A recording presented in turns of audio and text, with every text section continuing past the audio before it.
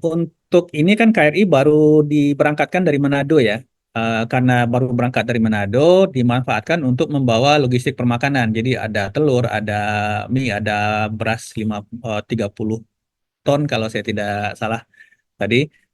Itu diangkut dulu dengan personil. Nah, nanti memang kita harapkan kalau sekiranya eh, situasi memungkinkan, karena kita akan berbicara nanti akan melihat apakah penduduk yang 11.600 ini bisa kita tempatkan di tempat evakuasi di Pulau Tanggulandang itu sendiri, sebelah timur, atau harus kita evakuasi total tidak sama sekali di Pulau Tanggulandang. Nah, ini masih menunggu kaji cepat situasi kita yang seharusnya kita lakukan pagi ini kalau pesawat kita diizinkan mendarat ya.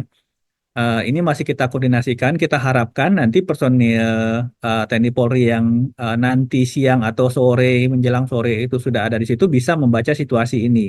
Sehingga kalau misalkan penduduk yang berada di radius 6 kilo ini bisa untuk sementara kita bukakan atau kita bangunkan tempat evakuasi sementara di Tanggulandangnya sendiri, maka proses evakuasinya bisa lewat jalur darat.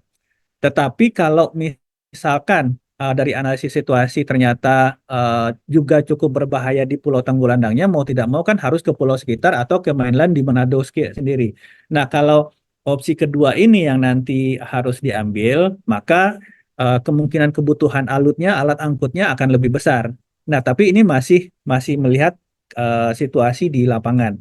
Sementara dari hasil koordinasi kami dengan Pusat Vulkanologi dan Mitigasi Bencana Geologi, mungkin untuk sementara sambil menunggu pemantauan dan monitoring aktivitas erupsi Gunung Ruang, kita bisa membuka dulu tempat pengungsian terpusat di sebelah timur dari Pulau Tanggulandang sampai batasan-batasan yang kita anggap mungkin sudah harus atau misalkan terjadi eskalasi karena saat ini kan memang radius 6 kilo itu terbatas hanya di sebelah barat, barat laut dan barat daya Tanggulandang ya sedangkan utara eh, timur laut, tenggara dan timur dari pulau ini itu masih relatif aman dari utamanya dari ancaman jatuhan batu pijar.